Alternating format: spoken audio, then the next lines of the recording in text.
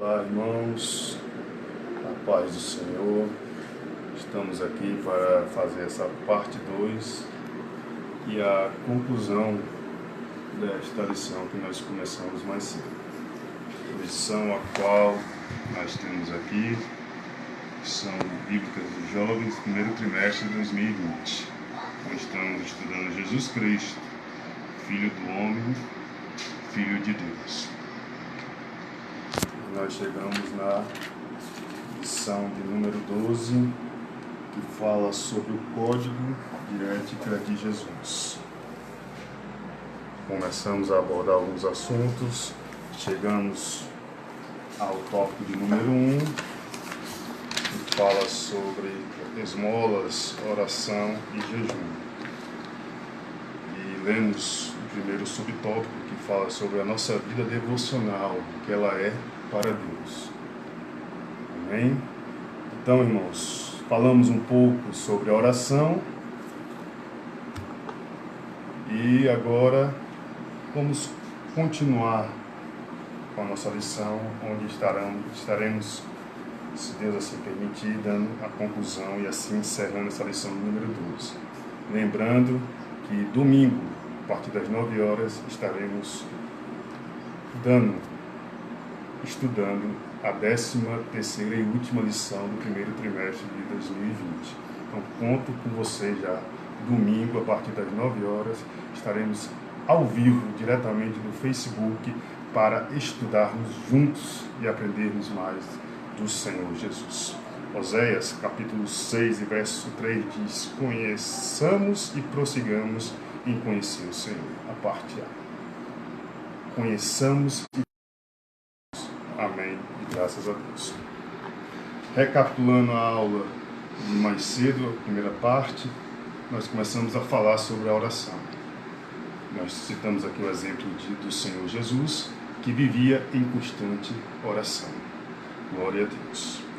E nós falamos aqui de um episódio ao qual os discípulos não conseguiram expulsar demônios de uma certa pessoa e levaram até Jesus.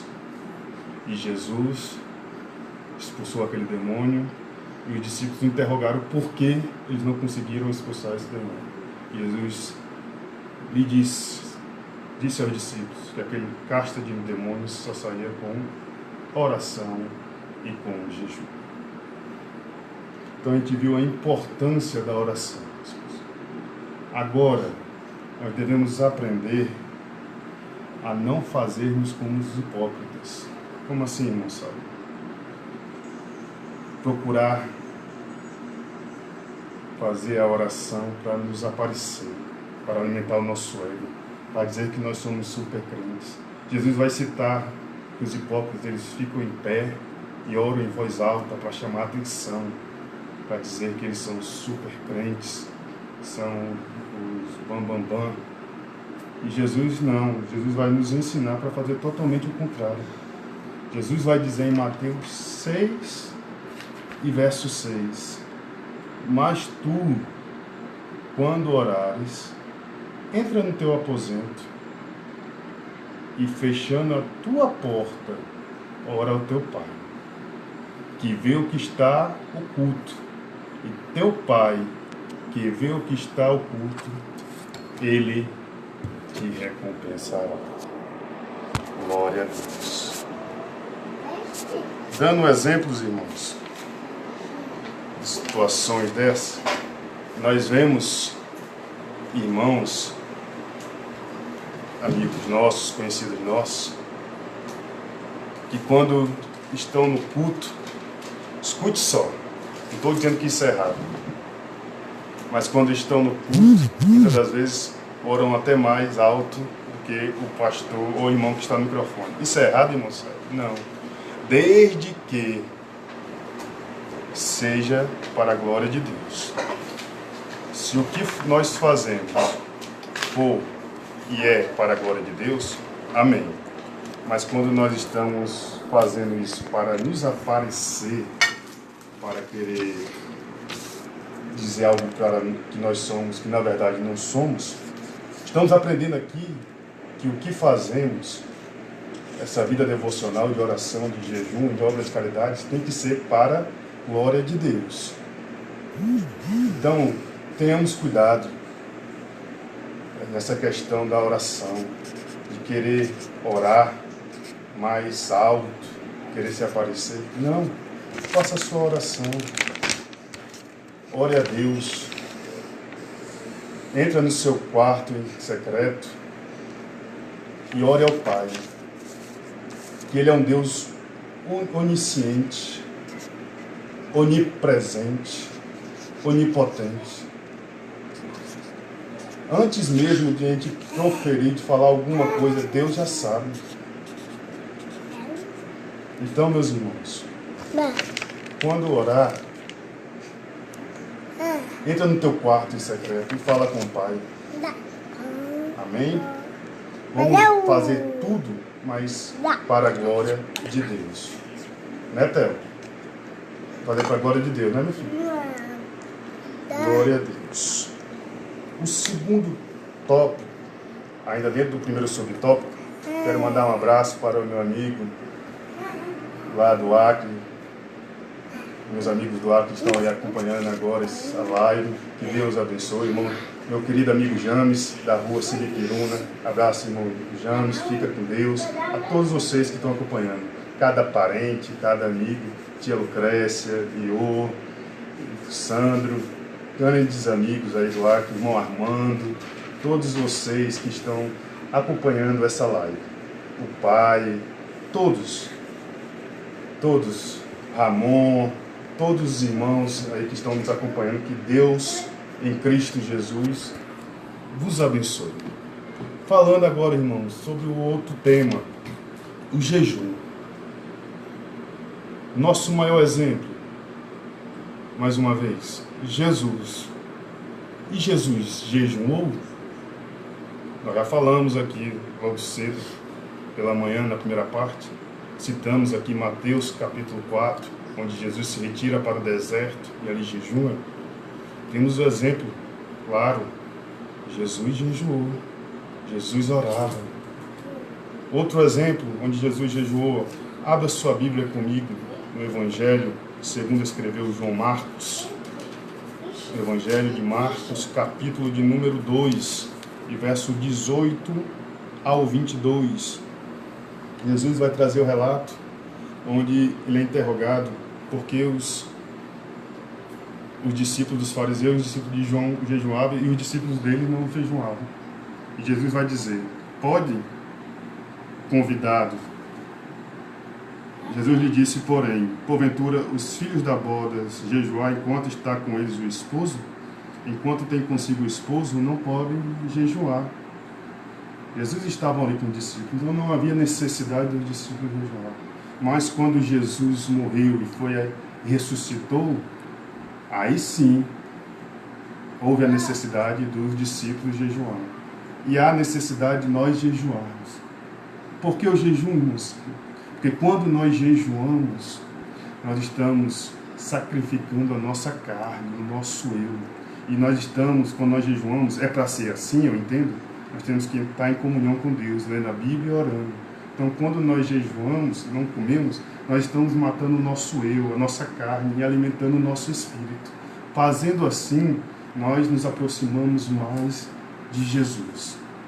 E tem outros exemplos na Bíblia, se você puder anotar e depois procurar, justamente falando dos discípulos após a ascensão de Jesus.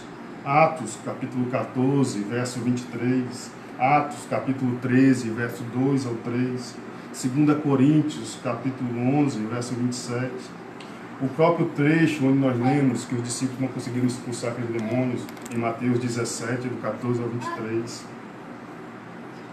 Agora, irmãos, volto a repetir o que falamos na oração. Quando nós oramos, é para a glória de Deus. E quando nós jejuamos, também tem que ser para a glória de Deus, né, Theo?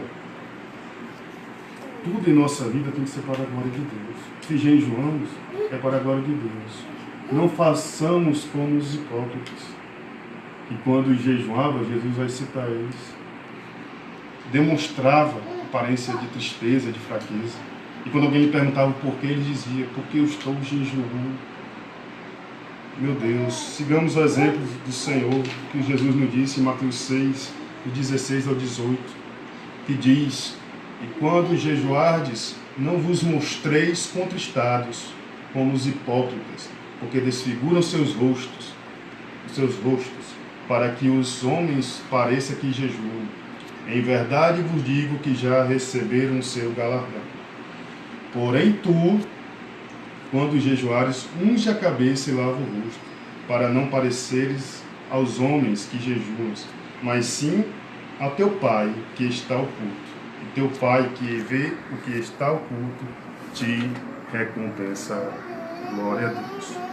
Então, quando jejuarmos, irmãos, não precisamos demonstrar fraqueza, não precisamos demonstrar tristeza, não precisamos demonstrar que estamos jejuando. Não.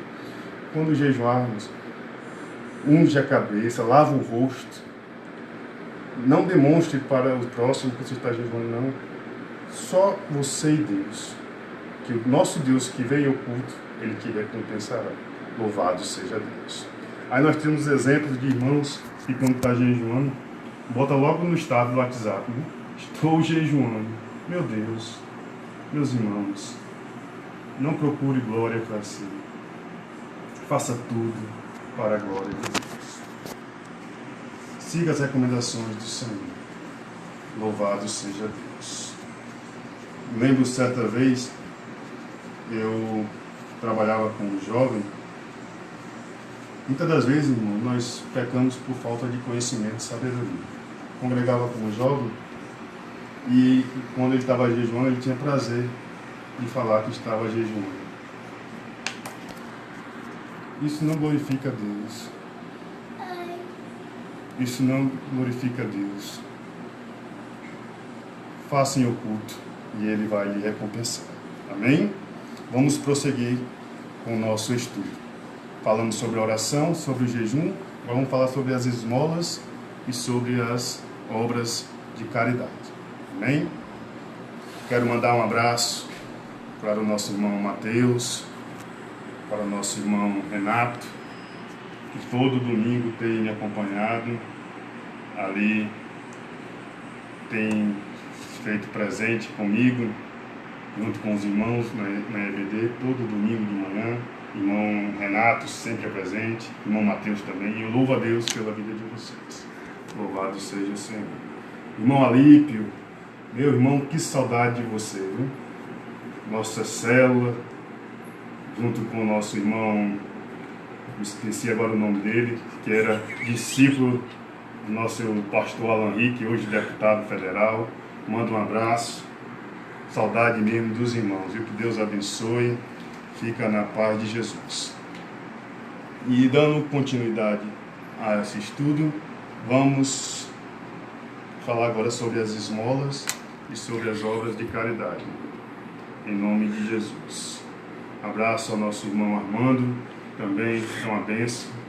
Um irmão muito querido, que eu tenho muito amor e carinho. Deus abençoe, irmão Armando. Falando sobre as esmolas e sobre as obras de caridade, como elas são importantes.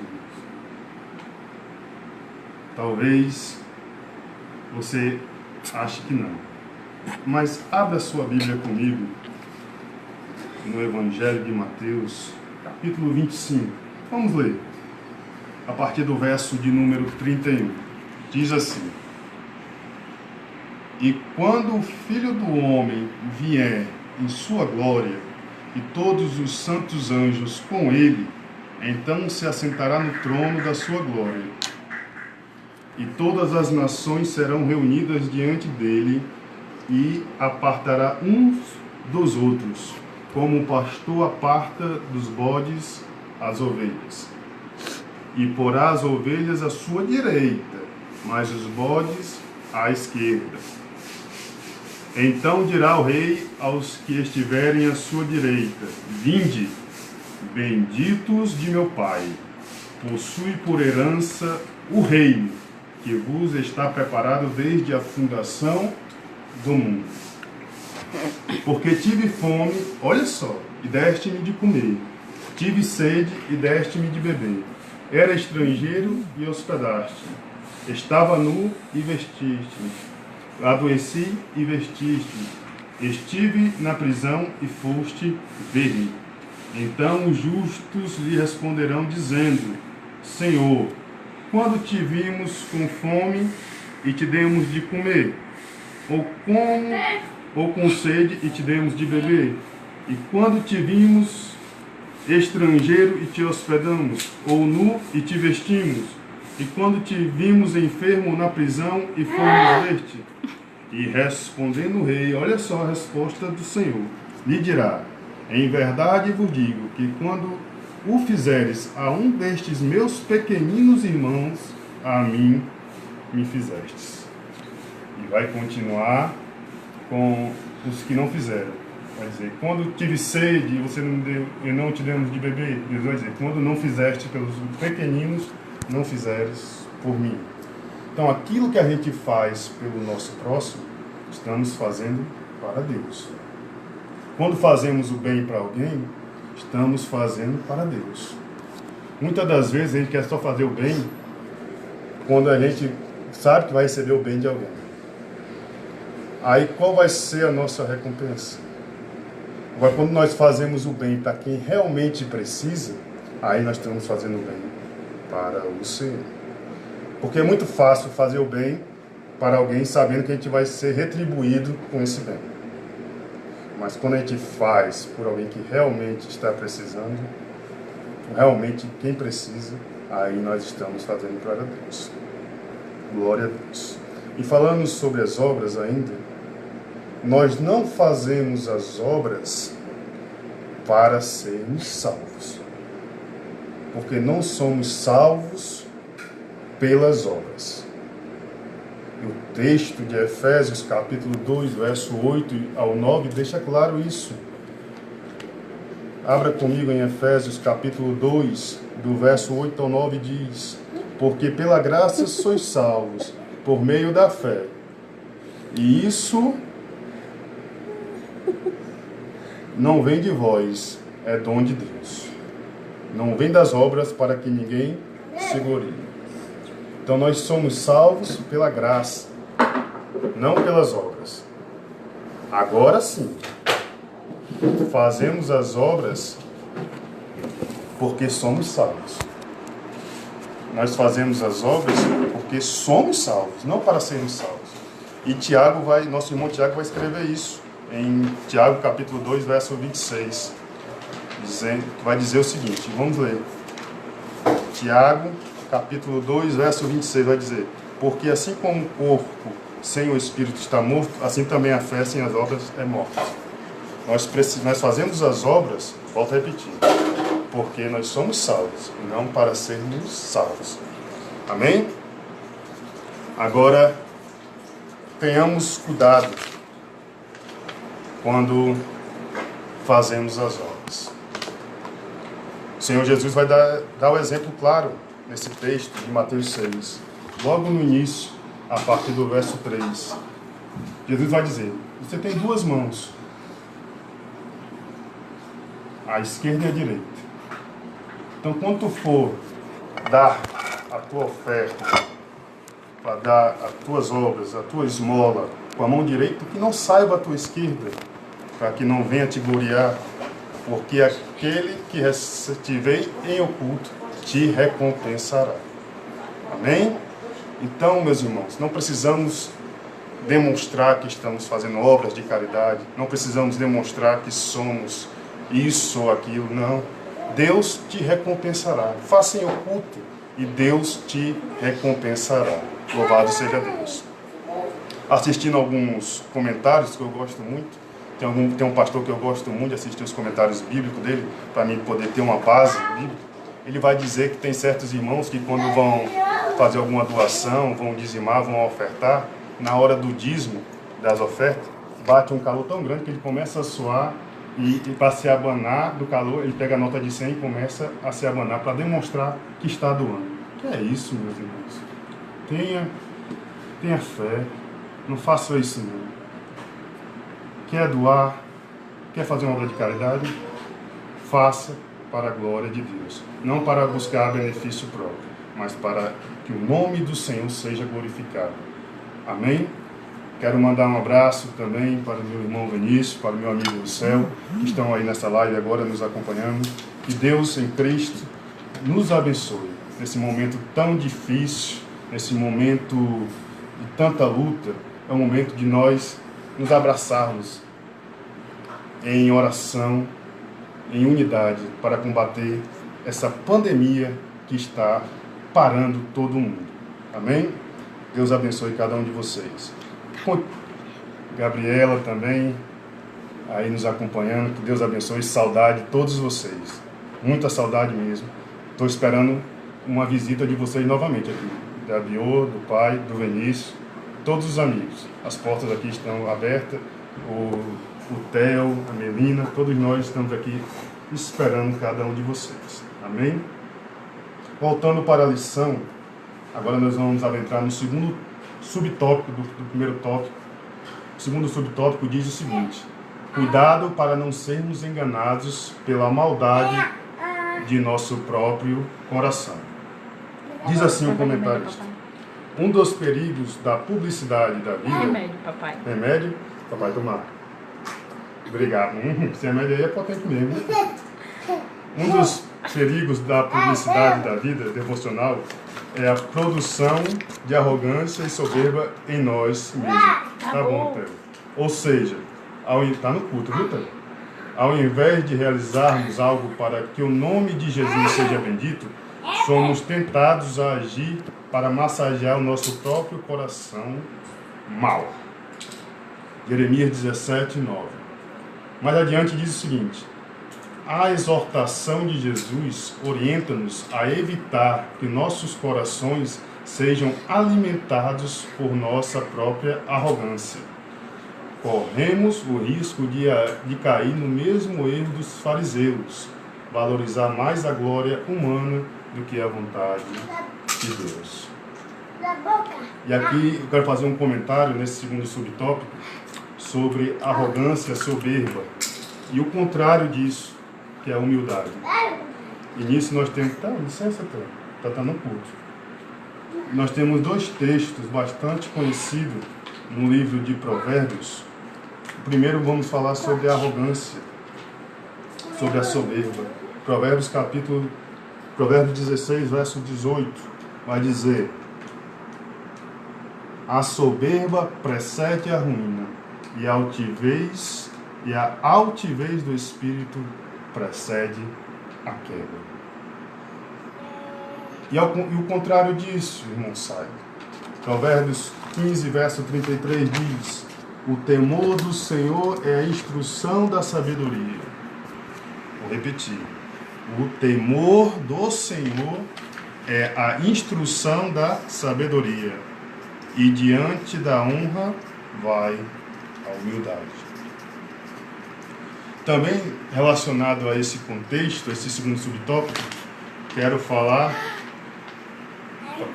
trazer para nós sobre o orgulho espiritual. E nós temos que ter muito cuidado em nosso meio, meus irmãos, com relação a isso. Meu irmão Guilherme, meu companheiro de play, meu irmão, saudade, viu? Vem me fazer uma visita. Estou sentindo a sua falta, faz tempo que nós não nos vemos. Deus abençoe, viu? Theo, Melina, quer conhecer você. Vem aqui nos visitar. Vamos falar sobre o orgulho espiritual, irmãos. É algo muito sério.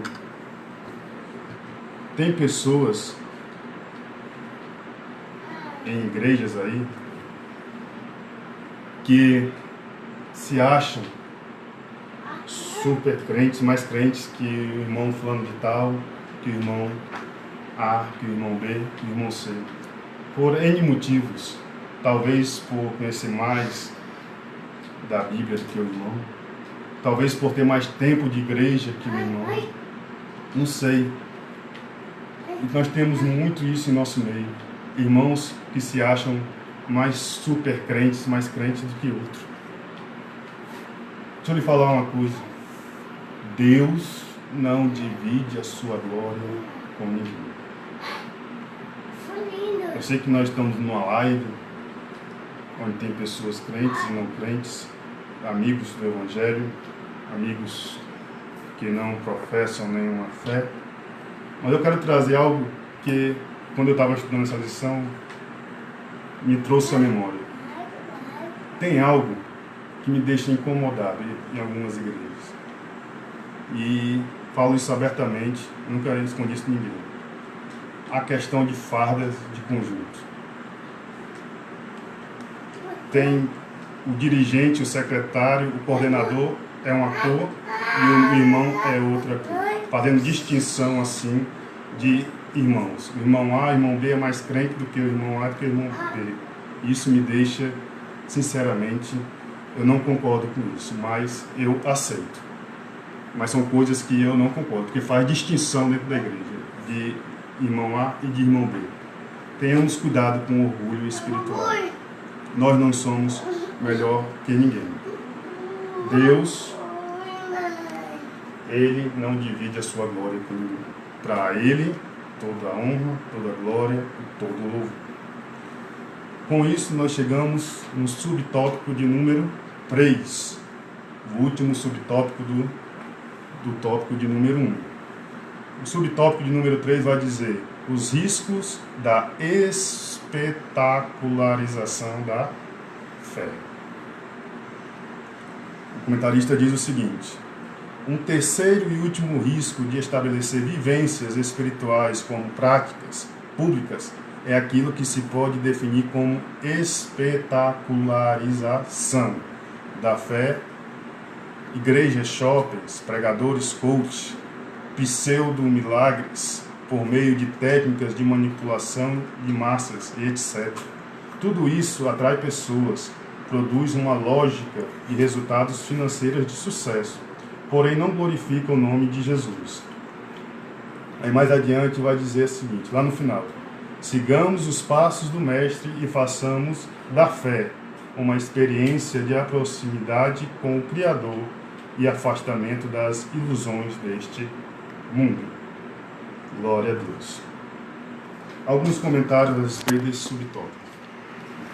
Tem muitas igrejas, irmãos, usando de vários artifícios para poder ganhar adeptos, ganhar pessoas. E estas igrejas estão cheias, estão lotadas. Meu amigo Sandro, parceirão, amigão, sempre andando junto, está me devendo uma visita, que em 2017, se eu não me engano, passou perto por aqui, né, João Pessoa, e não me veio fazer uma visita. Sinto a sua falta, viu? Vamos fazer uma visita aqui, a casa está de portas abertas para você e toda a sua família, viu? Fica com Deus. Então, irmãos, tem muitas igrejas usando de vários artifícios para chamar a atenção do público, do povo. E essas igrejas estão crescendo em números, essas igrejas estão lotadas, essas igrejas estão cheias. Então elas usam de várias maneiras para chamar a atenção. É só observar algumas igrejas cheias e lotadas. Mas, pergunto, essa igreja cresce saudável? Essas igrejas estão crescendo saudável? Por que, irmão Sérgio? Porque para uma igreja crescer saudável, ela precisa estar alicerçada, ela precisa estar em conjunto, andar em comunhão no texto que está em Atos, capítulo de número 6, do verso 1 ao 4, na nomeação dos diáconos. A igreja estava crescendo de uma forma tão sobrenatural, tão grande, na igreja de Atos, que os discípulos, os apóstolos, viram a necessidade da criação, da nomeação de diáconos. E o que é diácono? Diácono é ser serviçal. Diácono é fazer a obra, o serviço, ser serviçal. Então houve essa necessidade da criação dos diáconos. Por quê? Porque os discípulos não estavam mais dando conta de toda a igreja, de todos os irmãos. Então, os discípulos nomearam diáconos para eles cuidar e dar uma atenção, um suporte, principalmente de quem? Das viúvas e dos órfãos. Então, eles iam cuidar dos órfãos e das viúvas. Márcia, Heitor, um abraço para os amigos de Chapuri. Deus os abençoe. Então, houve a necessidade da criação dos diáconos, da nomeação dos diáconos, para poder dar um suporte a esses irmãos. Porque os discípulos entendiam e sabiam que uma igreja, para crescer saudável, ela precisava ser alicerçada através da oração e através da pregação da palavra de Deus. Então, enquanto os diáconos iam cuidar desse pessoal, os discípulos iam focar nas orações e na doutrina da palavra, na pregação da palavra, no ensinamento da palavra. Porque só assim uma igreja pode crescer saudável, tanto em números como em qualidade. Mas o que nós vemos muito é a igreja preocupada só em números e não em qualidade. E essas igrejas, como eu já falei aqui, ela procura de vários artifícios. Por exemplo, a interatividade. É errado, irmão Said? Não, não é errado. Glória a Deus. Mas desde que seja feito da maneira certa. Vamos para um exemplo prático? Nós passamos pelas ruas e vemos igrejas lotadas. Mas não muito depois, a gente passa e aquela igreja fechou, não tem mais. Por quê? Porque talvez aquela igreja usou da interatividade para ganhar pessoas, adeptos. Mas que, quando ela parou de usar esse artifício, o que os irmãos fizeram? Saíram fora.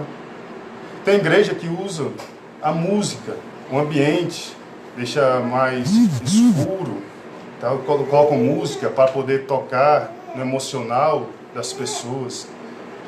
E com isso ganham inúmeros adeptos.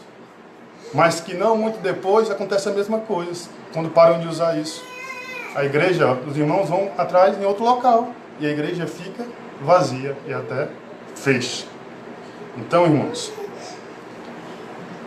façamos que nossa igreja seja como uma igreja de Atos, que venha crescer através da pregação da palavra e da oração. Louvado seja o nome do Senhor. Melina acordou para nos dar uma ajuda aí, né, Melina? Vai orar, vai ler a palavra, vai cantar. O que você vai fazer? Quer muito conversa não, acabou de acordar. E com isso, irmãos, chegamos no segundo e último tópico da nossa lição de número 12, que vai trazer sobre o tesouro no céu. Glória a Deus. O primeiro subtópico vai dizer: que tesouro é esse?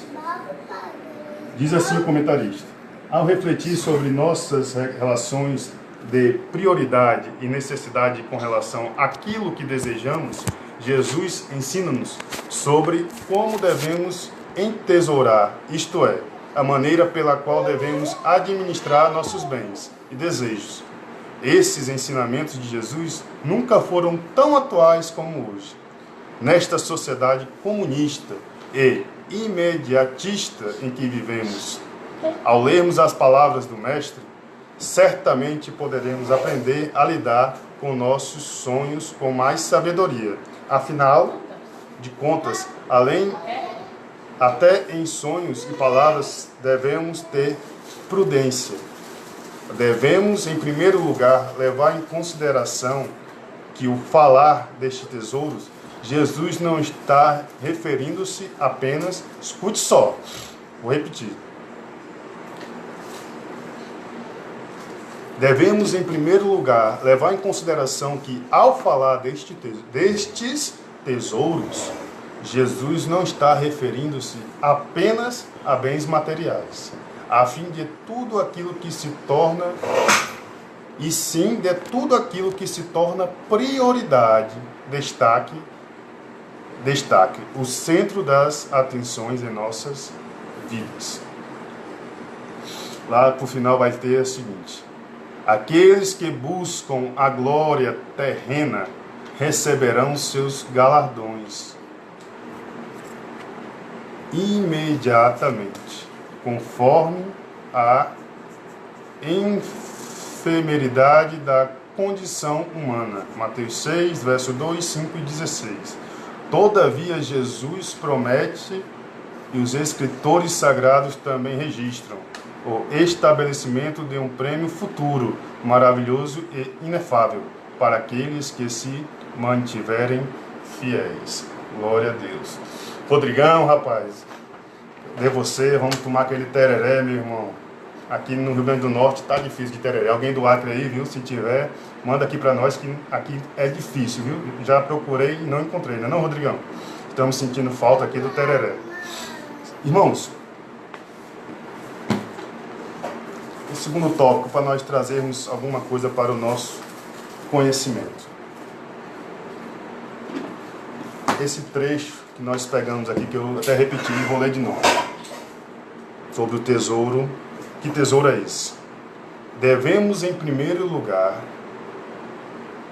levar em consideração que ao falar destes tesouros, Jesus não está referindo-se apenas a bens materiais, e sim de tudo aquilo que se torna prioridade, destaque, o centro das atenções em nossas vidas. Glória a Deus. Aqui, um ponto que podemos abordar é sobre a idolatria. Calma aí, não se assuste não. Idolatria, nós temos o hábito muito de julgar a Igreja Católica.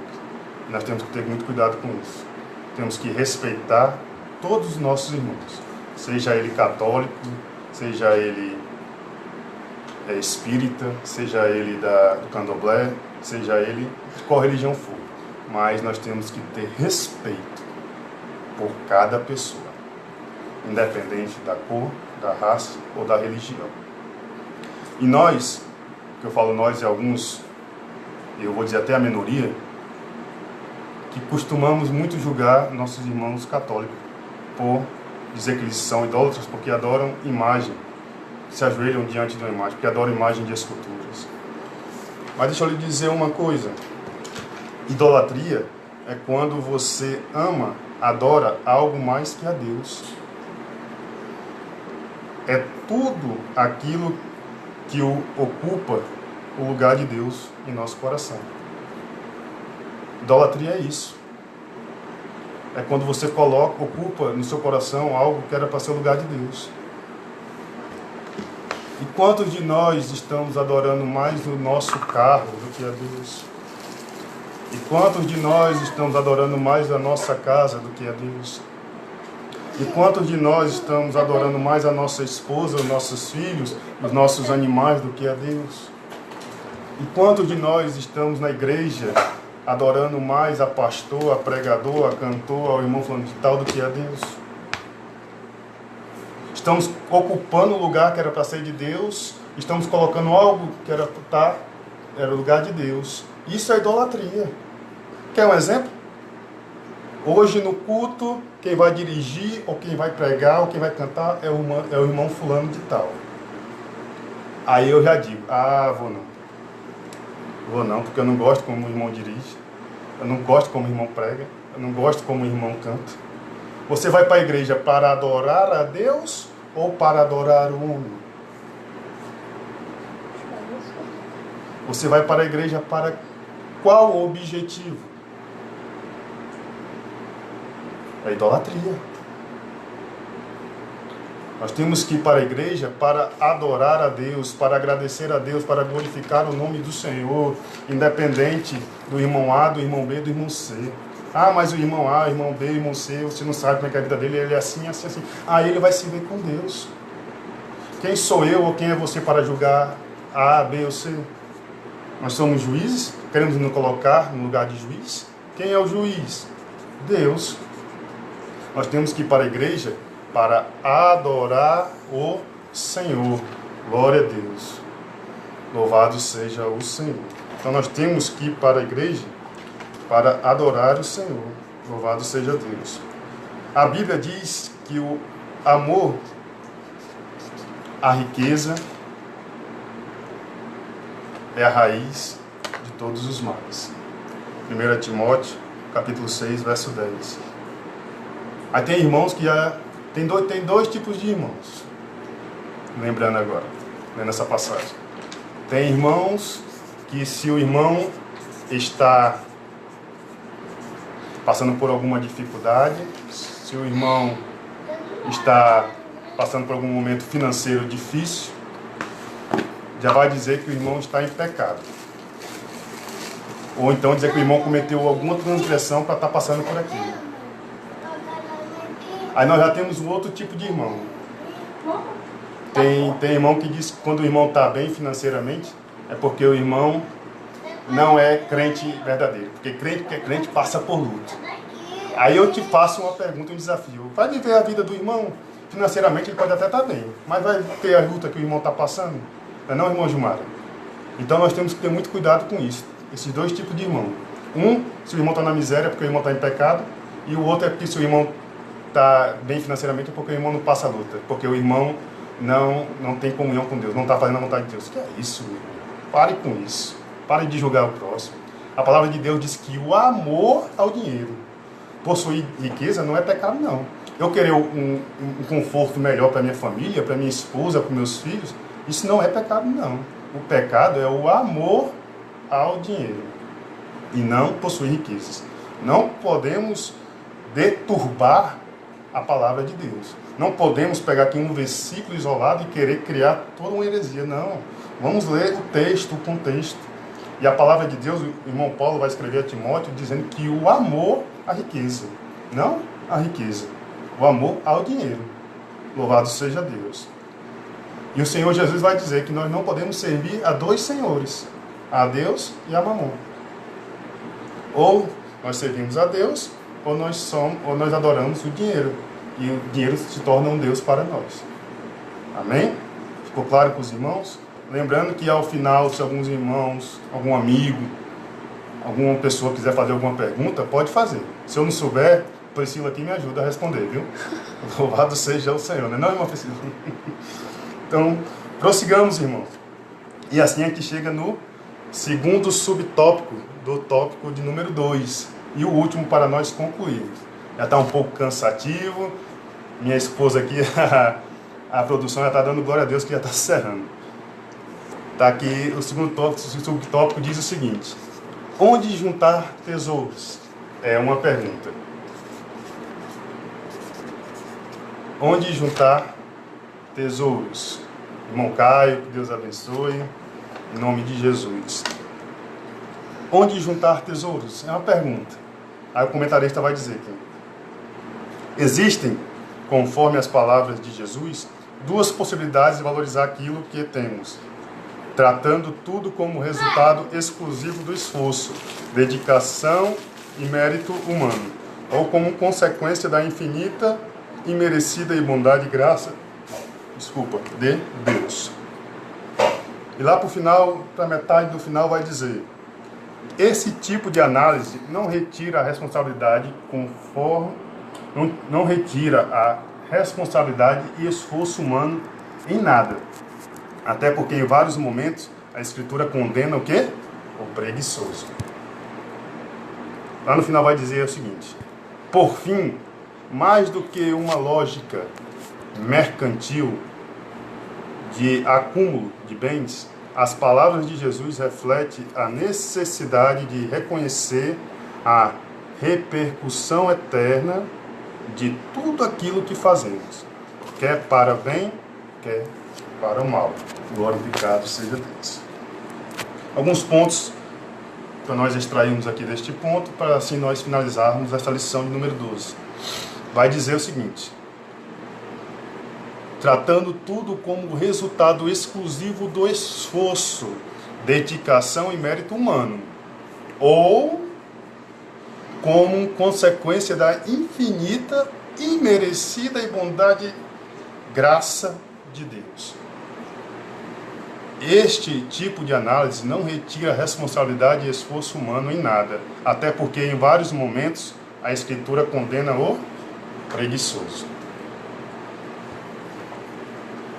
Ninguém pode dar, irmão, o que não tem. Eu só posso dar aquilo que tenho. Como é que eu vou dar algo que eu não tenho? E a gente pode até tirar, com relação a isso, o episódio lá de Atos, capítulo de número 3, se eu não me engano. Deixa eu ver aqui com os irmãos, para mim não me perder e nem falar besteira. Atos, capítulo 3, justamente, a cura de um coxo. A palavra de Deus vai dizer que havia um coxo sentado à porta do templo. E quando Pedro e João estavam ali, aquele coxo pediu dinheiro. Olha como é interessante o texto bíblico, nós entendemos.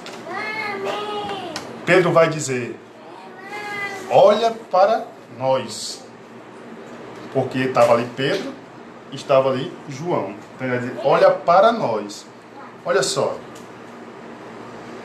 Versículo 4, Atos 3, versículo 4. E Pedro com João, fitando os olhos, disse, olha para nós. Porque nós, que era duas pessoas. Mas vamos ver o próximo versículo, verso 6. E disse Pedro, não tenho prata nem ouro, mas o que eu tenho, isto eu te dou. Em nome de Jesus Cristo, o Nazareno, levanta-te e anda.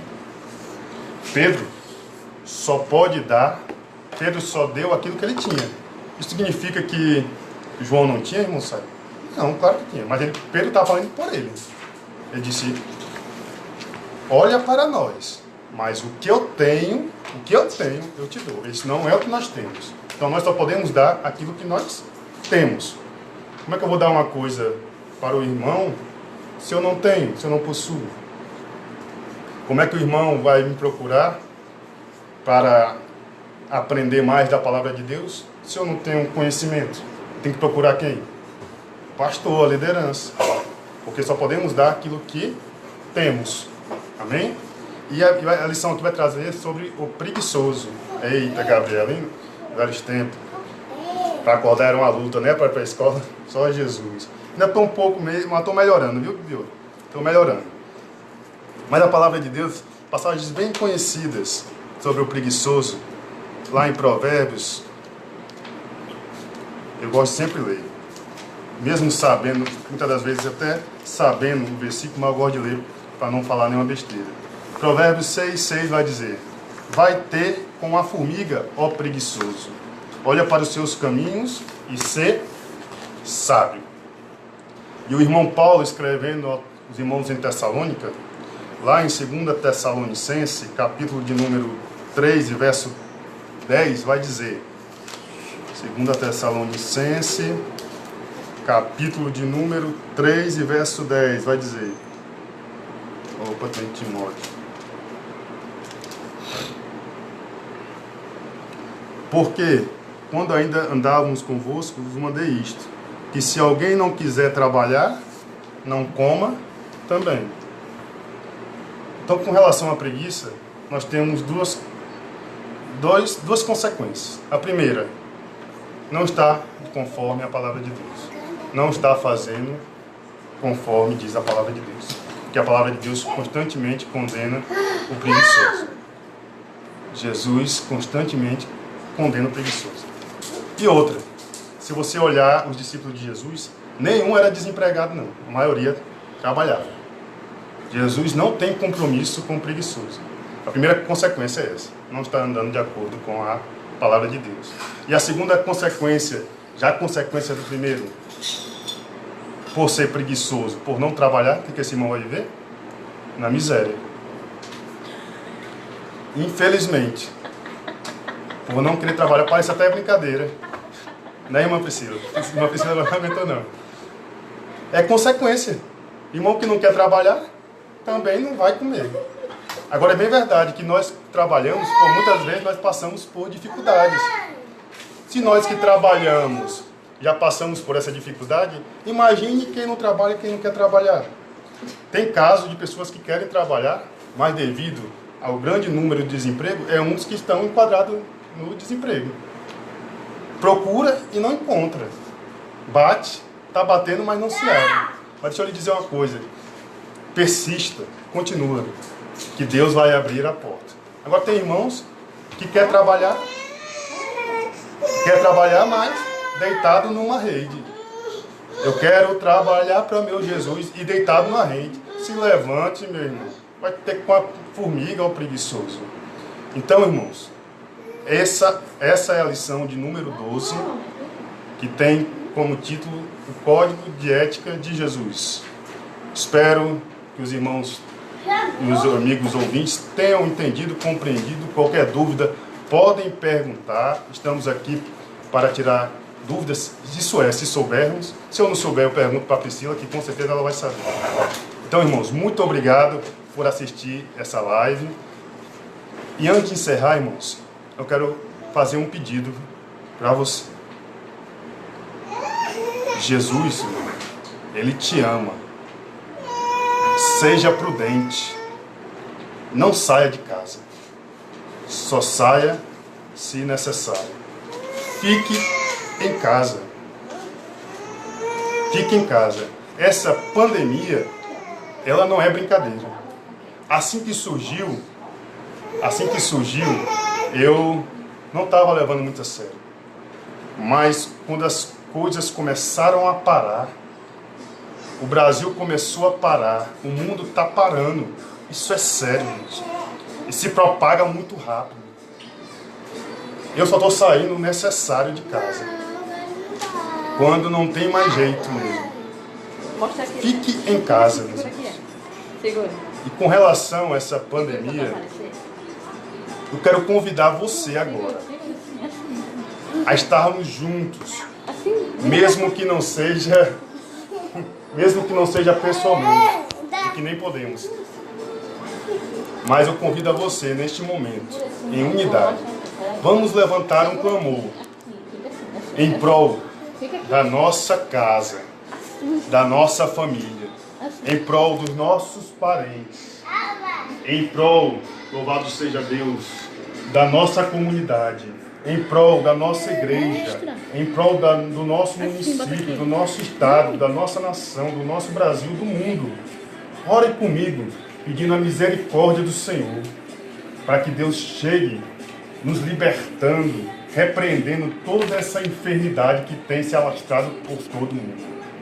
Ore comigo nesta noite, em nome de Jesus. Louvado seja Deus. Minha produção pediu para esperar um pouquinho aqui. Irmão Anderson, da Rua Sibipiruna, que Deus abençoe, irmão. Estamos juntos para a glória de Deus. Então, irmãos, vamos orar pedindo a misericórdia e a graça do nosso Senhor. Ore comigo nesta noite, em nome de Jesus. Senhor, meu Deus e eterno Pai. Senhor, no nome santo do Teu Filho amado Jesus Cristo, é que nessa noite, Senhor, nós levantamos um clamor em prol, Senhor, da nossa casa, da nossa família. Amém. Meu Deus, em nome de Jesus, essa pandemia, Senhor, do Covid-19 tem se alastrado por todo o mundo, Senhor. Nós servimos um Deus do impossível, o Deus que tudo pode, lindo meu filho. O Deus louvado seja o Senhor para todos sempre, que ainda cura, que ainda sara, que ainda transforma. E eu falo isso com autoridade, porque eu aos 6 anos de idade fui curado, louvado seja o Senhor. Onde para a medicina talvez eu não tivesse mais saída, mas o Senhor, louvado seja Deus, e eu creio assim, chegou com a cura. Meu Deus, eu te peço, visita os leitos de hospitais. Meu Deus, visita cada pessoa, meu Deus, que se encontra desenganado pela medicina. Meu Deus, em nome de Jesus, chega visitando cada um.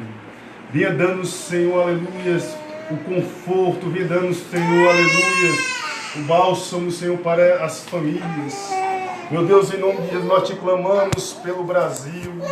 Nós te clamamos, Senhor, pelo mundo. Nós te clamamos, Senhor, pelas igrejas. Te pedimos, Senhor, pelo nosso pastor presidente, José Wellington Júnior. Nosso pastor presidente, Iaderne. Nosso pastor Martim. Nosso pastor do campo de Parnamirim, Elinaldo. Nosso pastor de setor, evangelista Gaudêncio. E o nosso pastor da nossa igreja local, Parque Verde, nosso pastor Fábio e toda a sua família. Meu Deus, esse é um fato inédito, e os teus servos, Senhor, nunca passaram por isso. Meu Deus, como teus servos, capacita eles, Senhor, da sabedoria.